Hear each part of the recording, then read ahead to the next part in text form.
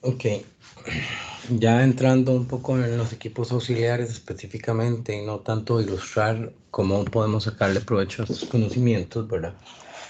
Los equipos auxiliares de plantas se pueden clasificar en función de su sistema de potencia, ya que la mayoría, digamos, podemos encontrar el mismo equipo, solo que con una fuente eléctrica, neumática o hidráulica, ¿verdad? En función de cómo nosotros requiramos que se haga el trabajo, ¿verdad? Entonces, ¿por qué pasa eso? Porque de termodinámica nosotros sabemos que la energía no se crea ni se destruye, solo se transforma. Y nosotros, ¿verdad? Desde la perspectiva de energía, transformamos esa energía disponible, ¿verdad? De acuerdo a la manera en la cual se requiere realizar trabajo, en este caso sobre un material, de tal manera que nos dé el mejor comportamiento, en este caso del sistema, tanto desde la perspectiva técnica como económica. Entonces, dependiendo de la forma en la que se requiera realizar ese trabajo, el sistema de potencia del equipo auxiliar de planta puede ser electromecánico, térmico, hidráulico o neumático. Y cada uno va a entregar trabajo con determinadas características de velocidad, precisión y fuerza que ocupamos pues poder identificar, ¿verdad? Los sistemas hidráulicos, dentro de sus ventajas están que generan las más altas fuerzas de todos los sistemas. No hay ningún otro sistema hidráulico que genere más fuerza. Y genera, si usamos una bomba de desplazamiento positivo, una gran estabilidad en el movimiento. O sea, se mueve homogéneamente. Sin embargo, tiene una precisión de posicionamiento de 1 milímetro.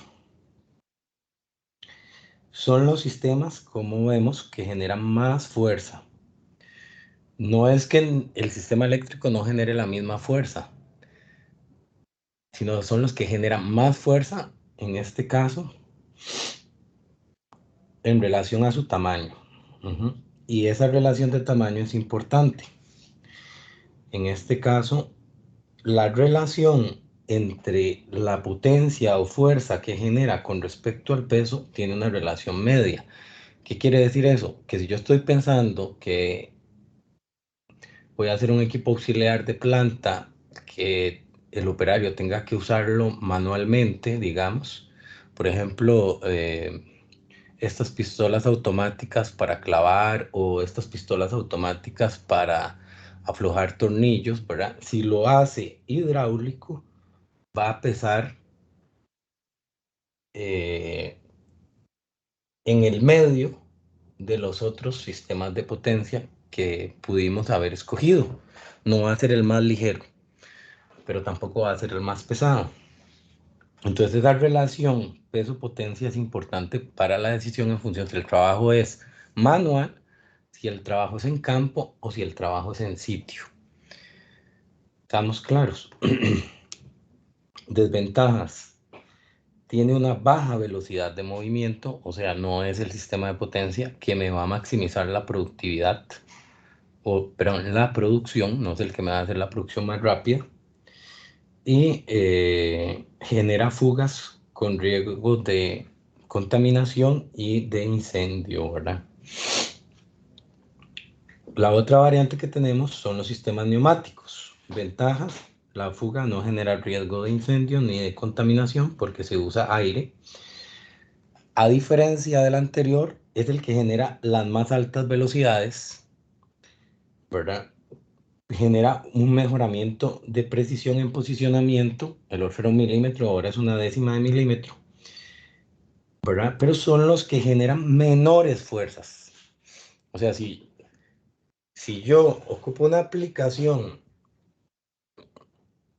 en una aplicación requiero hacer una gran fuerza, el tamaño de la unidad neumática va a tener que ser muy grande porque ella por naturaleza genera poca fuerza, pero si estamos dentro del margen de acción de ella, de 80 a 100 psi de presión que requerimos para generar esa fuerza, ¿verdad? Genera la mejor relación peso-potencia. Si nos salimos de ahí, empieza a ser el volumen muy grande. Entonces, como es la que genera dentro de su margen de operación la mejor relación de potencia-peso, por eso lo vemos para herramientas manuales. Ustedes ven que esos pistolas para clavar, para desatornillar son neumáticas, porque son manuales y son las que son más ligeras y la aplicación no requiere una gran fuerza y por tanto no excede los límites en los cuales empezaría a crecer mucho el tamaño del sistema para generar la fuerza. ¿Me explico o no, muchachos? Sí, profe. Requeremos sí, cuidados adicionales como filtros. Dependiendo de la aplicación, tendremos un filtro para contaminantes, un filtro para humedad, un filtro para olores, ¿verdad? Por ejemplo, en industria médica se usa mucho el aire comprimido para hacer trabajo, pero ocupa tener sistemas de filtrado completos con esas tres, de partículas sólidas, de humedad y de olores. Problemas, no hay un control uniforme de velocidad, lo cual lo hace un problema. Por ejemplo, ¿qué pasa si yo uso, en vez de una prensa hidráulica, digamos que voy a usarla para conformado, y en vez de usar una prensa hidráulica, uso una prensa neumática, en el sentido de que, digamos, voy a deformar cosas pequeñitas, y quiero una prensa neumática, porque es en industria médica y el aceite, si hay fuga, contamina el cuarto y eso no es posible. De hecho, en industria médica normalmente no se trabaja con nada hidráulico. Entonces, decido usar un sistema de potencia neumático. Genera, como tiene una velocidad variable, cuando el pistón va bajando para deformar el material, genera una velocidad de deformación, ¿verdad? Que no es homogénea. ¿Y qué pasa si la velocidad de deformación no es homogénea? Si la velocidad y eventualmente la fuerza también no es homogénea. Genera que el producto, ¿verdad? No tenga propiedades homogéneas, ¿verdad? Porque la deformación cambia y además tiende a vibrar, y al tender a vibrar va a tender a generar imprecisiones que en el caso de conformado se van a transformar en que la superficie se va a arrugar. Porque va a permitirle al material moverse más entre las holguras. Entonces no le va a dar la mejor calidad, ¿verdad? Además de que solo puedo trabajar materiales que sean muy conformables y con espesores muy pequeños, ¿verdad? Entonces, eso hay que tomarlo en cuenta, porque no siempre yo voy a estar en una industria o en una condición donde pueda usar el mejor sistema de potencia sin tomar en cuenta el entorno en el cual yo lo voy a usar, sino no puedo usar la condición de defecto de máquina. Por ejemplo, en industria médica. En industria médica usted no puede usar nada hidráulico casi, porque los cuartos limpios tienen control de contaminantes muy rigurosos, ¿verdad? En aire y en el medio, porque eso tiene que estar esterilizado, la mayoría de componentes que fabrican, y porque entran al cuerpo humano, ¿verdad? Entonces, de ahí lo que por estándar es con aceite, no se puede usar. Entonces hay que escoger. Y entonces hay que saber escoger el sistema de potencia de acuerdo a la función que yo quiero. ¿Me explico o no?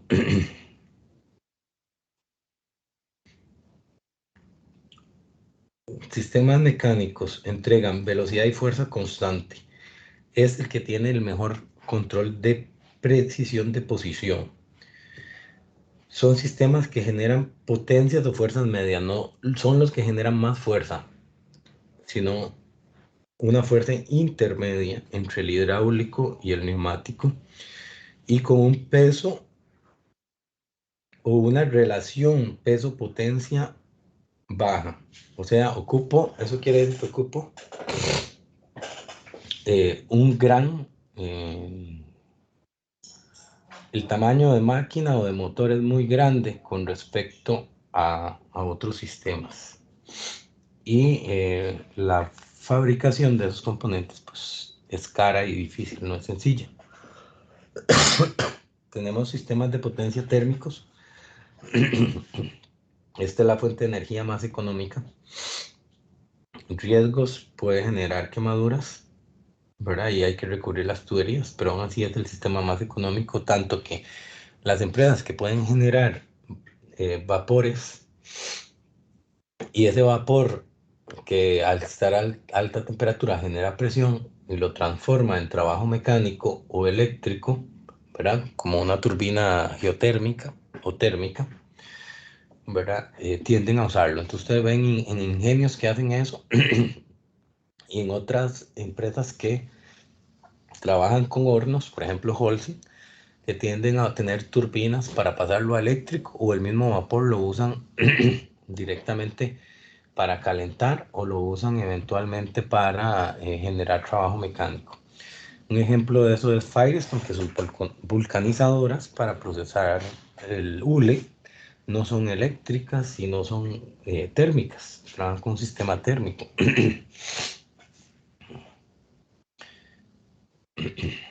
Comparación, por ejemplo, un motor hidráulico de 5 HP cabe en la palma de la mano y por tanto pesa cualquier carajada, digamos 2 libras, pero un motor eléctrico de 5 HP pesa 40 libras, o sea, aproximadamente 20 kilos.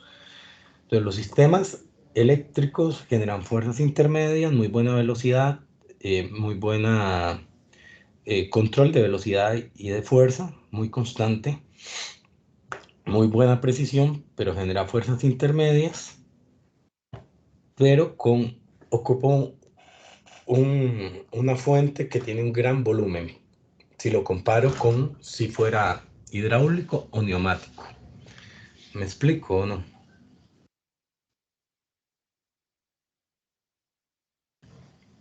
Muchachos. Sí, profe.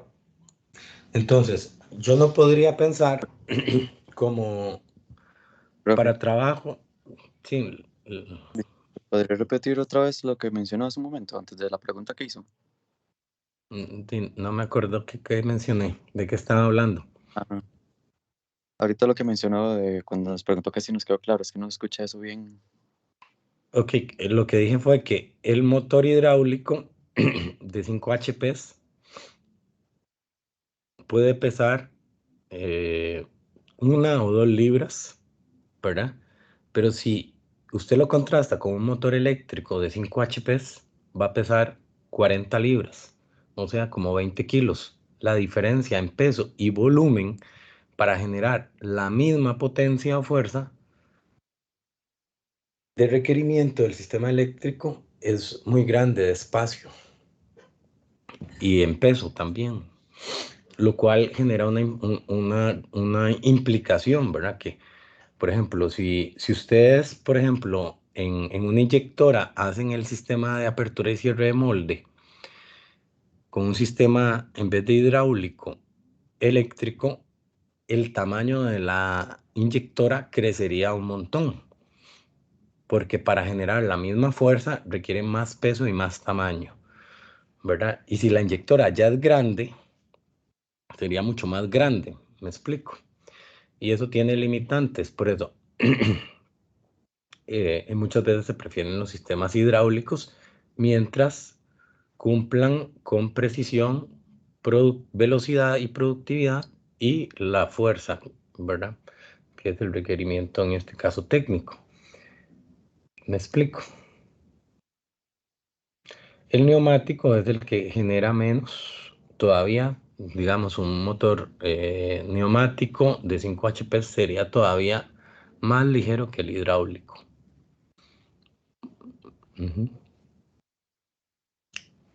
A menos que eventualmente nos salgamos del margen de trabajo de él. Entonces, esto es importante y vamos a tratar de aterrizarlo. para seleccionar entonces el tipo de potencia de un equipo, que esto es lo que hace el fabricante, ¿verdad? Del equipo de manufactura o del equipo de transporte, ¿verdad? Toma en cuenta los requerimientos que tiene que realizar ese equipo en posición, fuerza y movimiento. De acuerdo a si no requiere, no importa que el movimiento sea lento o no se requiere mucha fuerza, empieza a seleccionar cuál de ellos se adecua de mejor manera, si el electromecánico, el hidráulico o eventualmente el neumático. ¿Cómo toma en cuenta, cómo afecta esto el desempeño de ese equipo? Digamos, en el caso de que ese equipo fuera para manufactura, la velocidad va a afectar la velocidad de producción, ¿verdad? La fuerza, y si la velocidad es constante y si la posición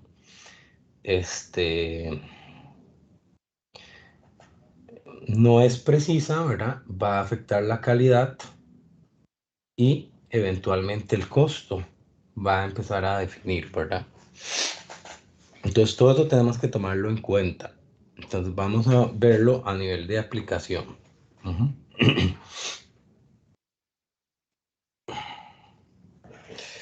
Ok, entonces voy a mostrarles aquí unos videos, vamos a ver si los tengo aquí, de sistemas de potencia.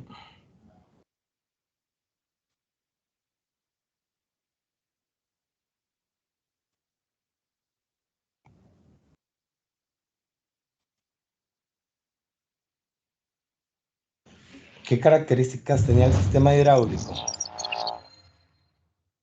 Muchachos.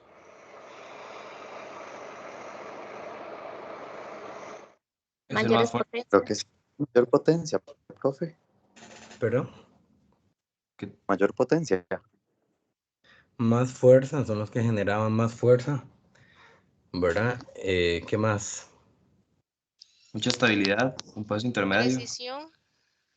Precisión. Poca precisión, es el que tiene menos precisión, de 1 milímetro. Baja De velocidad de posición. trabajo, profe. Baja velocidad de trabajo. Entonces vea ese sistema hidráulico.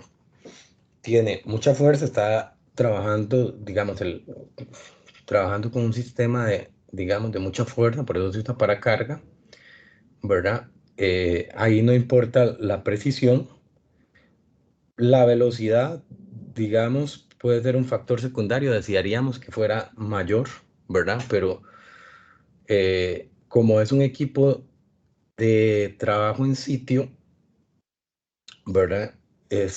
Ocupamos que sea compacto, ¿verdad? Y eso es una característica más importante por donde estoy haciendo el trabajo, que más que lo haga con alta velocidad, porque ocuparía mucho espacio y no podría hacerlo en cualquier sitio o en cualquier lugar si la máquina tuviera que ser más grande para poder manejar esa máquina. Digamos, si eso fuera eléctrico o neumático, ocuparía una máquina requete gigante, ¿verdad? Entonces, los sistemas neumáticos son los que tienen la más baja relación potencia-peso, ¿verdad? Entonces tienden a ser equipos bastante compactos.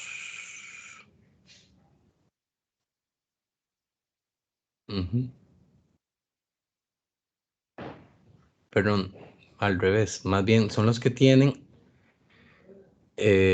una relación peso-potencia intermedio. Tiene una regular. El más compacto en este caso sería el neumático, pero como él no puede generar esa fuerza, no sería una opción, ¿verdad? Y si lo hago eléctrico, que es la otra opción, más bien es el que tiene el peor, el eléctrico o el electromecánico. ¿Estamos claros? Entonces por eso lo usan para carga. Y donde la precisión de posicionamiento no es importante. Vamos a ver ahora el neumático. Vean el neumático.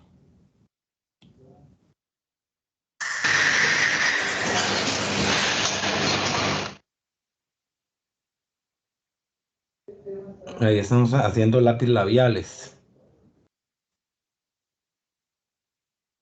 En velocidad es bastante bueno si usan procesos que no ocupan una precisión importante, no intermedia, ¿verdad?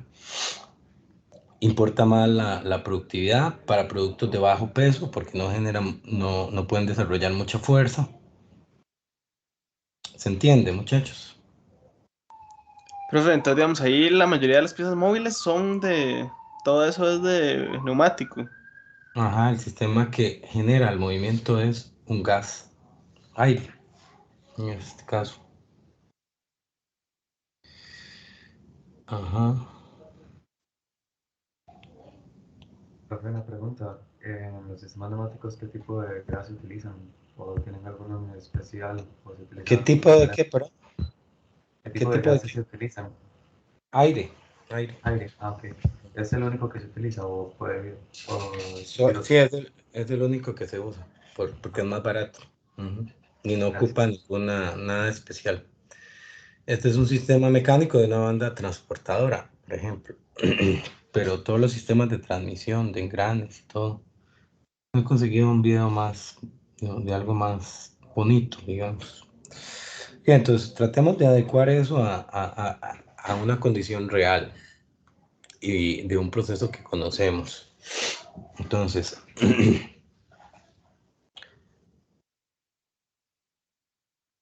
por ejemplo, en una fresadora, esto es una fresadora, ¿verdad? Nosotros tenemos que hacer ahí 3 trabajos o 3 finalmente movimientos, que son el movimiento de corte, el de penetración y el de avance. ¿Sí? ¿Ok? ¿Cómo es el requerimiento de fuerza,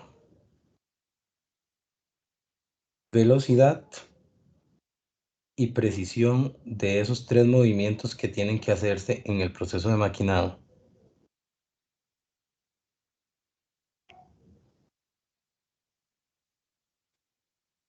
Fuerza, velocidad y precisión. Voy a ponerle tolerancia, digamos.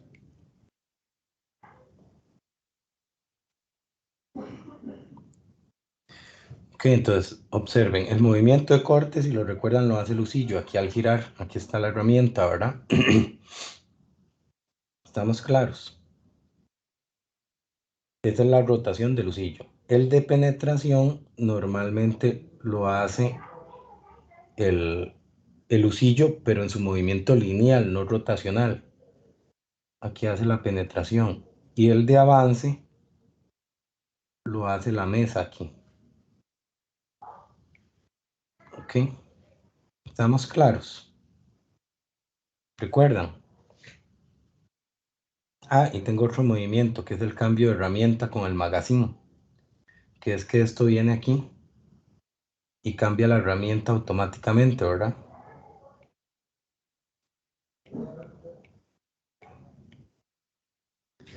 Y aquí tengo cambio de herramienta.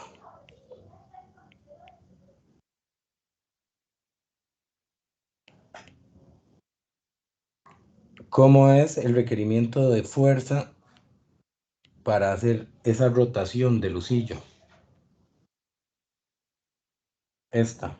¿Ocupo mucha fuerza o no?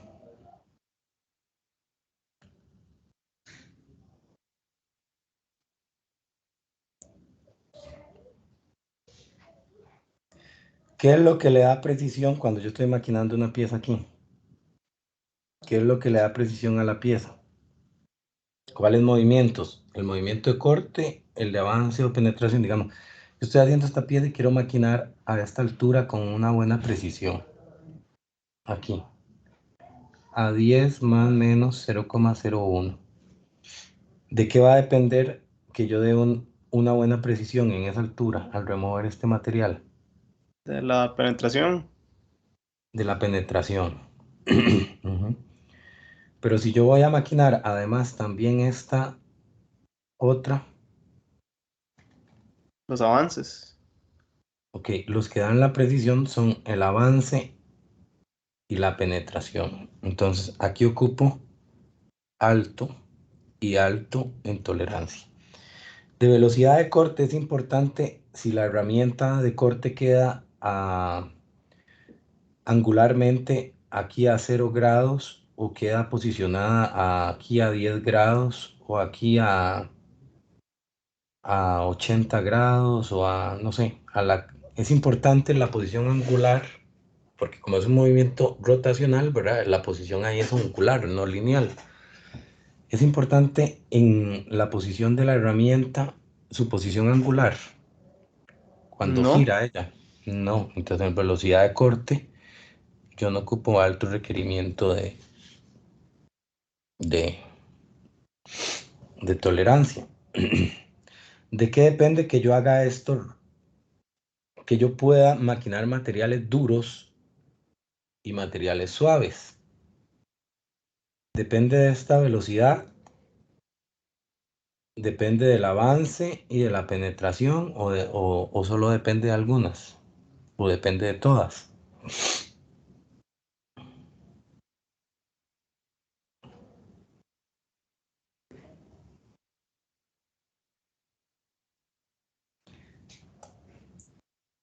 Yo ocupo que esta velocidad ocupo mucha fuerza. Recuerden que finalmente potencia es igual a, para ese motor hidráulico, neumático o eléctrico, ¿verdad? Potencia es igual a V por F. Y esa potencia de motor usted la puede usar en esto o en esto. Entonces, ¿aquí usted requiere gran potencia o no requiere gran potencia para girar la herramienta?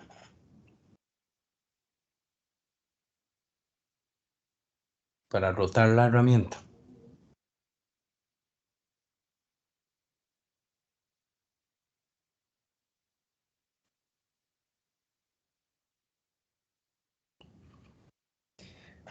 Para rotar la herramienta, independientemente si lo que usted ocupa velocidad o es fuerza, ocupa una gran potencia. Porque recuerden que para usted vencer, cuando usted empuja, ¿verdad? Un elemento tiene que sacarlo de la inercia para que él tome velocidad. Finalmente ocupa una gran potencia, ¿verdad? También ocupa una potencia aceptable, no tanta de esto. Y ocupa aquí ocupo también velocidad. Y aquí ocupo velocidad y aquí ocupo velocidad. Ok, entonces ocupo que la velocidad, ¿de qué depende el acabado? ¿De qué depende el acabado de la máquina? Digo, de la pieza que voy a obtener en mecanizado. ¿De qué parámetros de estos depende el acabado? El acabado depende del avance. ¿Verdad? Y la productividad depende del avance y de la velocidad de corte. ¿Ok? Entonces, ¿cuál es el mejor sistema de potencia para estos tres elementos? ¿La productividad depende de estos dos? Bueno, digamos que la productividad y el acabado dependen de estos dos.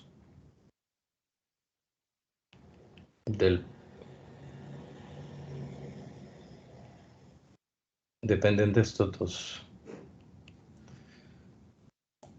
¿Sí? Entonces, ¿qué sistema de potencia es el ideal? Como electromecánico.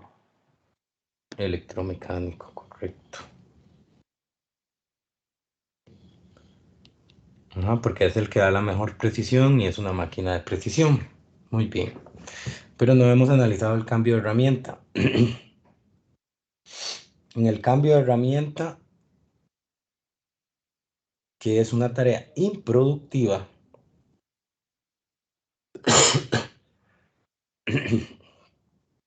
ocupo mucha fuerza. El sistema de potencia ocupa mucha fuerza. No. No. No, ocupa baja fuerza. Ocupa mucha velocidad. Sí. Sí, porque es un proceso improductivo. Yo no quiero perder tiempo en tareas productivas indirectas que no le agregan valor al producto, ¿verdad? Y ocupa tolerancia, Sí. precisión de posición.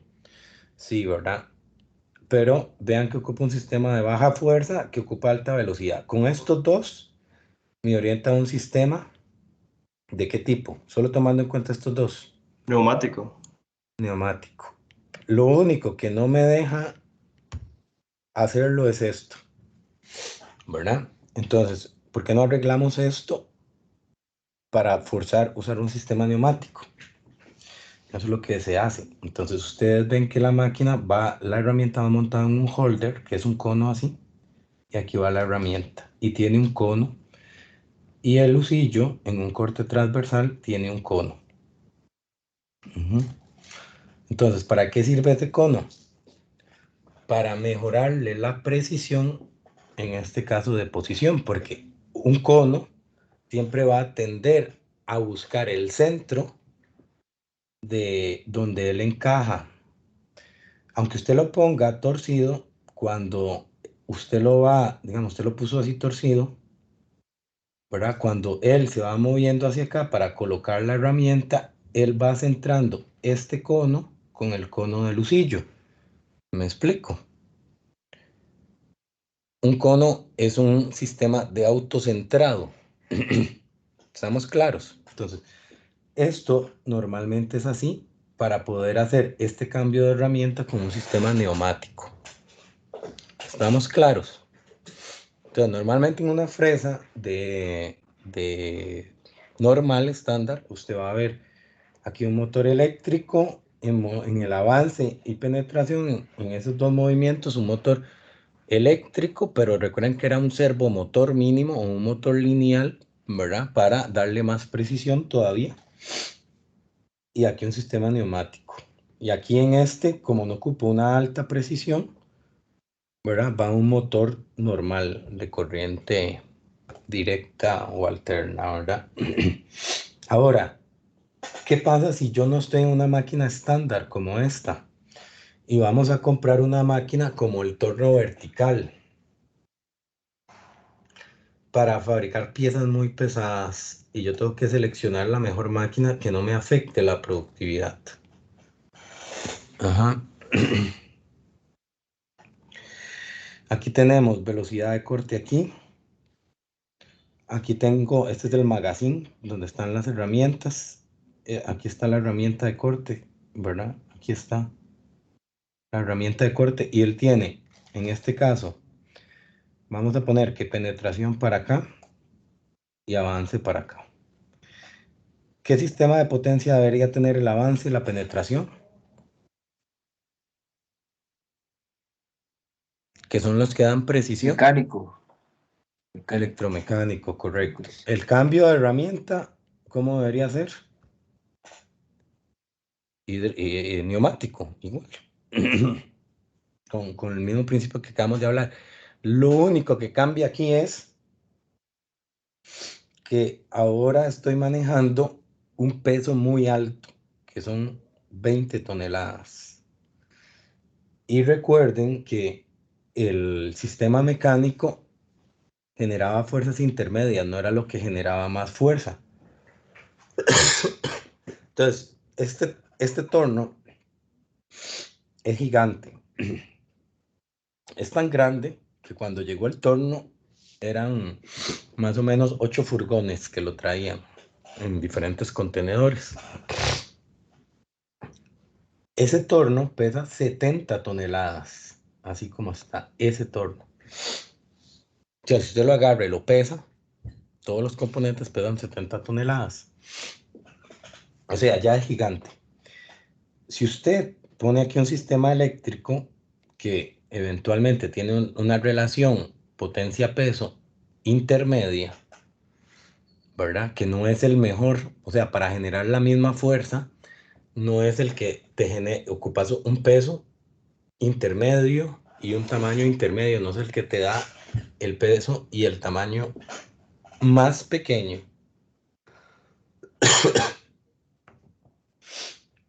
Te va a quedar muy grande y además no es el que genera más fuerza.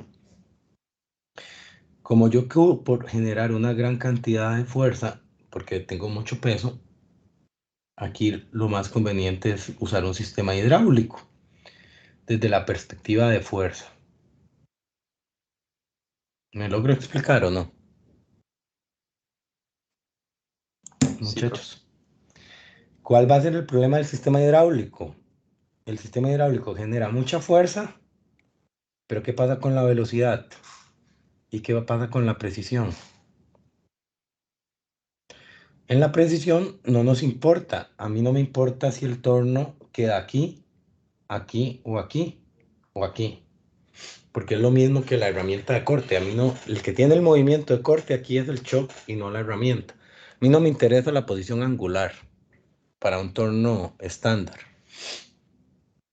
¿verdad? No me importa si queda de un lado u otro, porque es más, después de que yo termine de dar la forma o el corte, la pieza queda ahí rotando y al tiempo después para, ¿verdad? Entonces no importa la posición angular, pero la velocidad sí. Pero recuerden que la velocidad de corte es velocidad tangencial, no velocidad angular. Y en este caso el sistema hidráulico entrega baja velocidad angular, pero no es, eso no tiene nada, bueno, no es directamente vinculante a la velocidad tangencial. Entonces tiene baja velocidad angular, ¿verdad? Entonces tiene bajas RPM, revoluciones por minuto, porque es un sistema hidráulico, ¿verdad? Pero yo quiero pasar a esto a velocidad tangencial. Entonces, en una revolución hay pi por d. ¿Ok? Entonces, ahí ya lo paso a metros por minuto, que es velocidad tangencial, que eso es VC. Pero como yo tengo que multiplicar las RPMs por el diámetro, que son diámetros grandes de 4 metros, ¿verdad? En realidad, si yo pongo un sistema hidráulico ahí, no va a hacerme un torno improductivo o menos productivo, porque en realidad, a pesar de que él gire despacio, la velocidad tangencial es alta. ¿Me logro explicar, muchachos, o no? Y la velocidad tangencial, que es la velocidad de corte, es la que define la velocidad productiva del proceso de maquinado. En el otro sí era importante que girara, si yo tengo un torno pequeñito, no como ese, sino un torno que monto piezas de 50 centímetros, como aquí no es 4 metros, sino es 50 centímetros, punto 5, ahí yo sí ocupo que las RPM sean altas, porque si no, la velocidad tangencial o velocidad de corte va a ser muy baja. Entonces yo no puedo poner en un torno pequeño un sistema hidráulico, porque si no, lo hago improductivo, pero en un torno grande sí puedo poner un sistema hidráulico, porque al montar piezas de gran diámetro, no lo hago improductivo porque la velocidad tangencial es grande a pesar de que la velocidad angular es baja. ¿Me explico o no?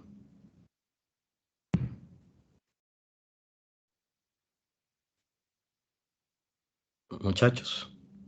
Sí, profe. Ok, entonces vamos a ver un caso real y eso hay que analizarlo, por ejemplo, en industria médica, que no se pueden usar sistemas hidráulicos, o cuando usted hace trabajos de campo. Entonces vamos a ver un caso real después de ver esto y la importancia de esto, ¿verdad? Y cómo no podemos dejar de hacer este análisis como ingenieros de manufactura cuando compramos una máquina. Porque si nosotros nos creemos que el diseñador hace todo bien, no es cierto. Muchos productos que nosotros compramos están mal configurados y por eso son baratos, o tienen mala calidad y por eso son baratos. ¿Sí? Y por eso duran poco. Entonces, son cosas que si ustedes lo empiezan a trasladar, estos conceptos, a tomarlos en cuenta cuando compran algo, se van a dar cuenta por qué un producto es barato y por qué otro no. Por ejemplo, un familiar compró una cama de estas hospitalaria, ¿verdad? Para un paciente, ¿verdad?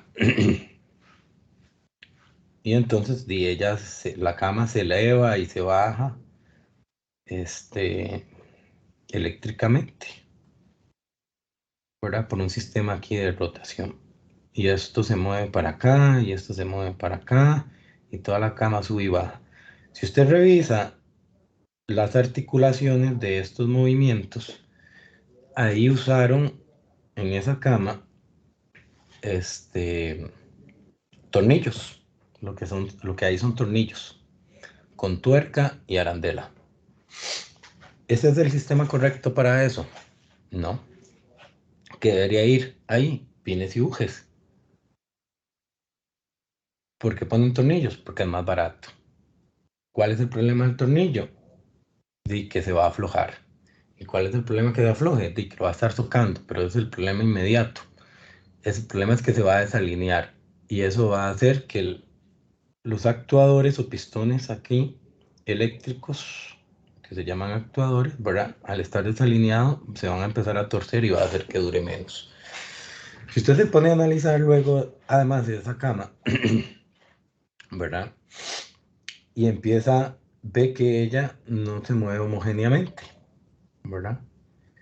Y donde pusieron los pivotes tiene un error de armado de la estructura soldada de la cama que ni siquiera llega, para los que llevaron ya soldadura, ni siquiera llega a la peor calidad que dice la norma de soldado, que es permitible ese error en esa dimensión. O sea, ni tan siquiera llega a esa calidad. Entonces eso va a llegar a que nuevamente fuercen los actuadores y que esa cama no resista. Pero esa cama, por ejemplo, vale 600,000 colones. Resiste como una cama que está correctamente diseñada, cuesta 2,5 millones o 3 millones o más.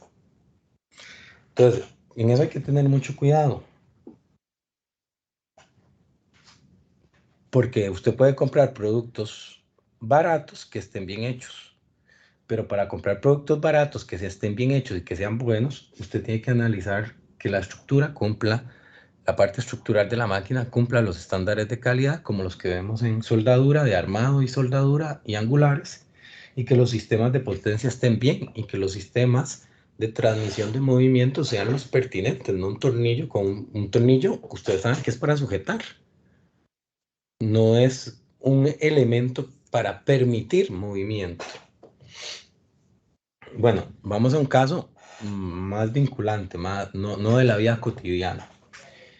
Que este es un caso que me pasó a mí trabajando en el ICE. Esta es la turbina de Miravalles del ICE. Es una de las turbinas más importantes del ICE.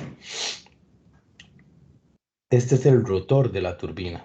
En maquinado vemos cómo se fabrican los diafragmas, que es lo que van aquí en medio del rotor. Ok. Además de fabricar los diafragmas, nosotros tuvimos que eventualmente restaurar la carcasa porque se había perdido los sellos y hacía que esa turbina fuera muy ineficiente. Y la carcasa acá es donde entra esto y los diafragmas, ¿verdad? Estaba corroída, erosionada totalmente. Y aquí tiene una tapa arriba, entonces nosotros tenemos que maquinar aquí todo esto, ¿verdad?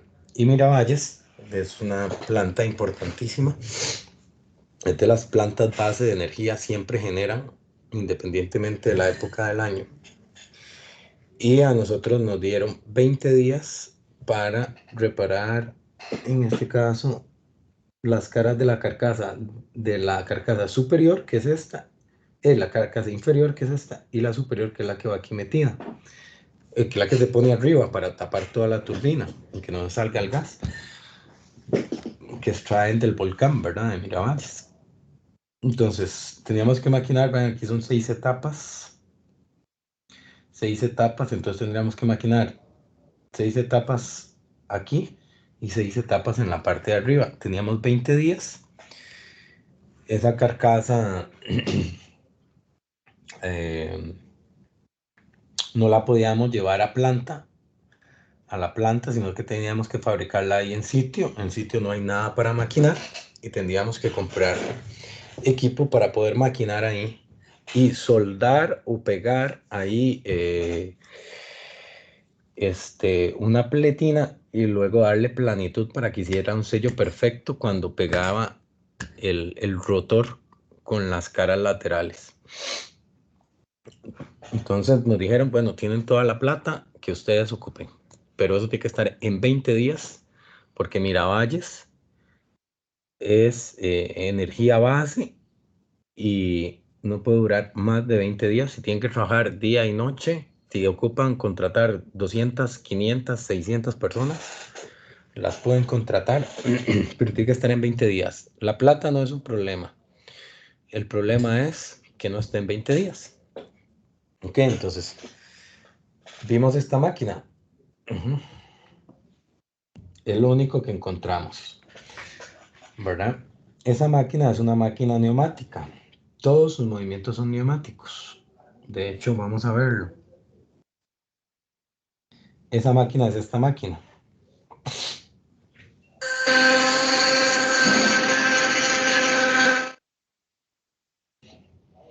La rotación es mecánica, el movimiento de avance de la herramienta es mecánica, la penetración es manual, pero el avance y la penetración, pero en el avance y la velocidad de corte es manual. Traten de ver el acabado. Creo que no se percibe mucho. ¿Cómo creen ustedes que va a ser el acabado de un avance manual? ¿Cómo sería la velocidad si usted hace el avance manual de maquinado?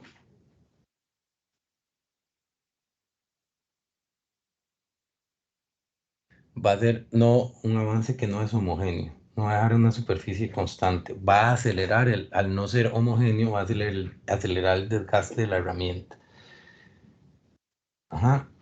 Para terminarla de hacer, vean que esa máquina nosotros la tuvimos que modificar, ella no genera esa longitud de brazo para poder maquinar diámetros tan largos. Ahí nosotros la modificamos. Ok.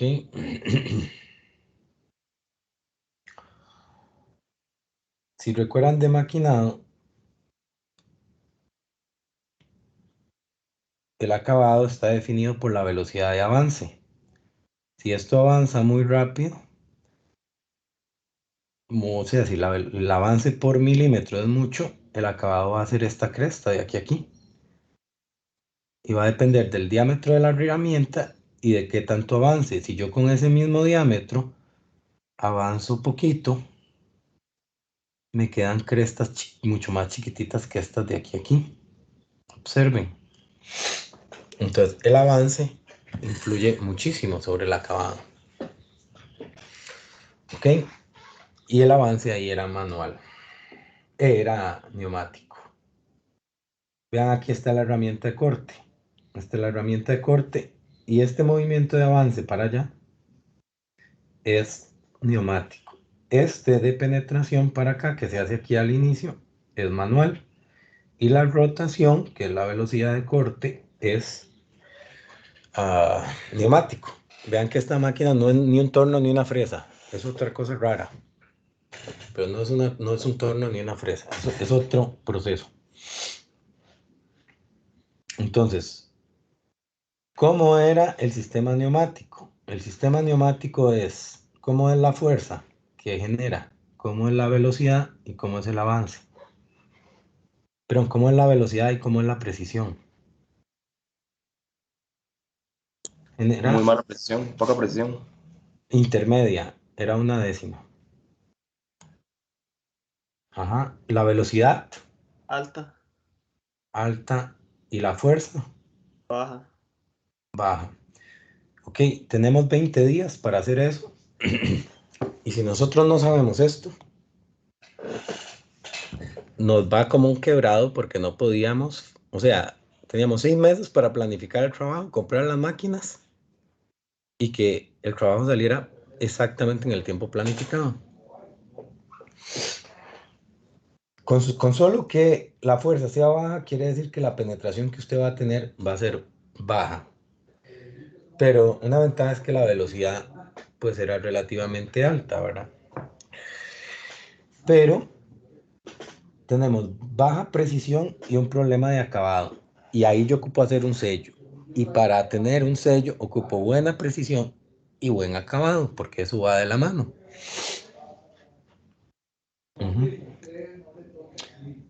Cuando se compró estas máquinas que costaron 50 millones y se compraron 5, ¿verdad?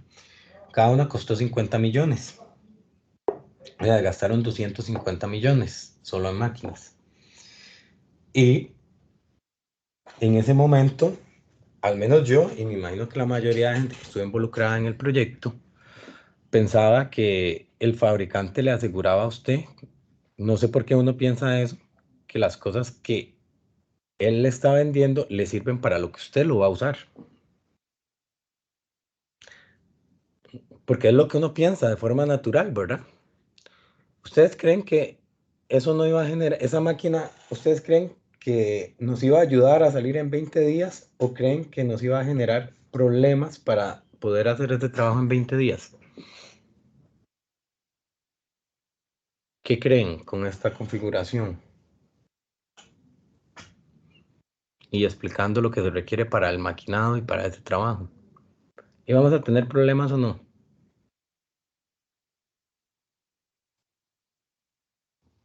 ¿Te parecería que funcionaría? ¿Les parece que sirve? Profe, pero lo de la precisión y eso, no es como algo Sí. complicado. Complicado, sí. O sea, de hecho, el principal problema, o sea, tú inmediatamente, a pesar de que tratamos de afinar bien la precisión, ¿verdad? Y el acabado, pues sí, eso nos extendía mucho el trabajo, porque la herramienta se nos desgastaba rápido, teníamos que estar cambiando de herramienta, porque la velocidad es alta, pero no homogénea, ¿verdad? Teníamos un mal acabado por no controlar la velocidad, esta velocidad, y entonces en algunos momentos se movía así y en otros momentos así, porque no era homogénea la velocidad. Y cada cara de la carcasa empezamos durando un montón, ¿sí? Porque no era la mejor configuración de máquina en los sistemas de potencia que generaban los movimientos.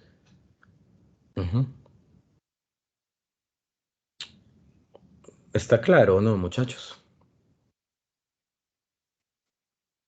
Y uno comete ese error de suponer que, no sé por qué, uno está predispuesto a eso, porque está acostumbrado a comprar un equipo y usarlo, digamos, para fines caseros, que usted no ocupa usarlo en máxima exigencia y en máxima producción y en máxima calidad. Entonces, como usted lo usa para fines X, usted cree que el equipo es perfecto, pero es que no lo está llevando a la condición de máxima exigencia de él, ¿verdad? Y tal vez por eso uno tiene esa predisposición a pensar que el fabricante hace las cosas para que funcionen.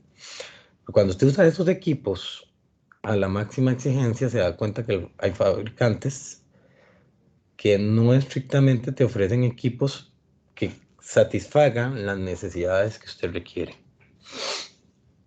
Y en este caso fue así. Ese fue el primer problema. Luego está el siguiente problema.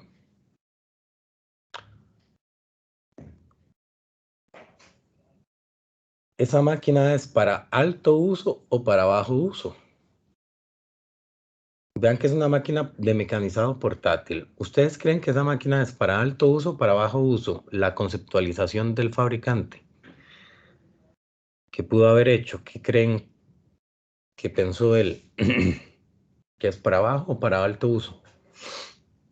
Abajo. Para bajo uso. ¿Y nosotros cómo le íbamos a usar? 24/7 durante 20 días. En una condición que modificamos porque ampliamos aquí el brazo, porque si no, no nos daba para maquinar esta etapa, que esta etapa era como 2,5 metros de diámetro. Después de 4 días seguidos de maquinar, los rodamientos lineales, perdón, se desconectó, ¿verdad? los rodamientos lineales de la máquina fallaron. Ujú. Y se nos paró. Y de todas, no de una. De todas. Y nos quedamos sin máquinas.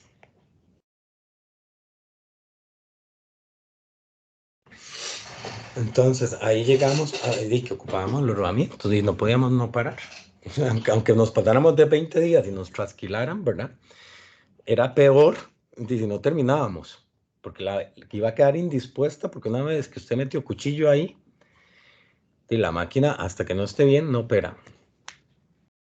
Sumado el antecedente en América Latina de ese trabajo que nosotros hicimos, fue que unos gringos intentaron hacerlo en México y dañaron la máquina totalmente.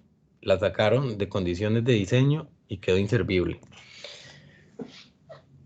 Entonces, bueno, empezamos a buscar los rodamientos y el fabricante me dice, de esos rodamientos lineales, que es donde se mueve, donde se genera este movimiento para acá, de avance, se mueve sobre unos rodamientos lineales, porque mientras haya movimiento tiene que haber rodamientos, sean lineales o rotacionales. Y se vale 7 millones cada uno. Y tiene 4 cada máquina. O sea, 7 por 4 por 4. Y eso involucra una compra que tarda bastante en desarrollarse. Imagínense que hacer esa compra de esa cantidad de plata podía tardar un mes. Entonces, si usted no sabe y es ingeniero de manufactura de este proyecto, ¿verdad? Y a pesar que en todo proyecto que usted haga van a salir imponderables donde va a tener que correr, si no planifica, simple y sencillamente los imponderables se lo comen. Imagínese que usted planifica, salen imponderables como este que no contempla, que asumimos que la máquina estaba diseñada para nuestra necesidad y no era así, ¿verdad? Y eso sale planificando con un grupo de ingenieros de diferentes áreas, de diferentes universidades, de diferentes líneas de conocimiento. Imagínese si no planifica, jamás. Si usted no planifica, lo que planifica son problemas, así de simple. Entonces, vea el problema de no saber de equipos auxiliares. Entonces, como yo sabía y otros ahí ingenieros sabían, los rodamientos son elementos muy estandarizados. Es más, son tan estandarizados que el número de serie de un rodamiento de una marca, por ejemplo, KFS, es igual al de Nickel, es exactamente el mismo código y tiene exactamente las mismas dimensiones y tiene la misma soporte de carga. O sea, independiente de la marca de rodamiento que usted compre o del fabricante al que le compre, usan el mismo código. Entonces, como yo eso lo sabía y otros compañeros también, ¿verdad? Entonces buscamos ese rodamiento no directamente comprado al fabricante, sino comprado directamente al fabricante del rodamiento, no al fabricante de la máquina, sino a los fabricantes de rodamientos. Entonces, ya no valían 1,5 millones colones cada rodamiento, valían creo que 200 o menos de 200,000 colones cada uno. Lo cual nos permitió, digamos que con una compra que se llama en caja chica de todas las compañías, que no requiere gran trámite, poder resolver. Y tener eso con envío aéreo en cuestión de 2 días. Y lo que hicimos fue desarmar todas las máquinas, porque no todos los rodamientos fallaron. Todas las máquinas fallaron en el sistema de rodaje, pero no es que todos fallaron.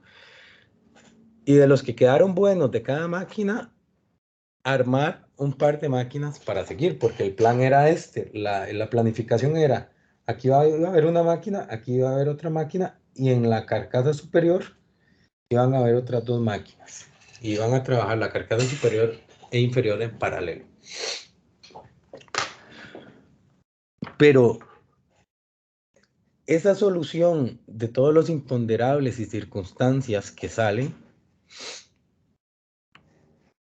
usted las puede conllevar entre más base de conocimiento tenga. Si usted no sabe, es ingeniero de manufactura de eso, y le pasan esas circunstancias, y usted no sabe equipos auxiliares, de usted se desespera totalmente, ¿verdad?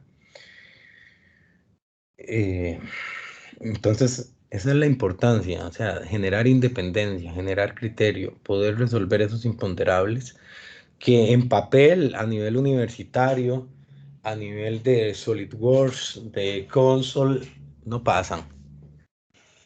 Me explico, pero en la realidad sí pasan. Esa situación. Entonces, las máquinas también tenemos que tomar en cuenta para qué condición de trabajo están desarrolladas, y para condiciones de trabajo de 100% o para condiciones de trabajo de una fracción de tiempo por día, porque si usted no las usa así y está previendo hacer un trabajo de usarla 100% largo, puede ser que te dejen botado. En buena hora salimos en los 20 días, pero tuvimos que resolver en el camino y resolver preocupados, con estrés, trabajando 16 horas al día, no solo los técnicos, sino los ingenieros. Bueno, al final el trabajo quedó muy bien. Pero a lo que me refiero es que para que las cosas salgan bien, no quiere decir que no hay cosas que no se salgan de lo que nosotros, que no hayan imprevistos. Van a haberlos. Y por eso el criterio ingenieril es importante. Y por eso, entre más conozca uno más, no solo de una cosa, sino conozca de más cosas, le da más flexibilidad y más posibilidades de resolución ante esta situación, porque a menos que usted se dedique solo a hacer este tipo de trabajo, ¿verdad? Las cosas le van a salir bien en cada uno de ellos, porque cada vez que usted empieza a hacer un nuevo producto, empieza a trabajar con un nuevo proceso, van a salir imponderables. Aunque usted tenga 2000 años de experiencia, cada vez que usted empieza a hacer un nuevo producto, van a salir imponderables. Obviamente que entre más experiencia tenga, menos, pero van a salir imponderables, y que solo el criterio ingenieril y el conocimiento diversificado, no especializado, normalmente le permite continuar. Entonces, espero que, bueno, que hayan entendido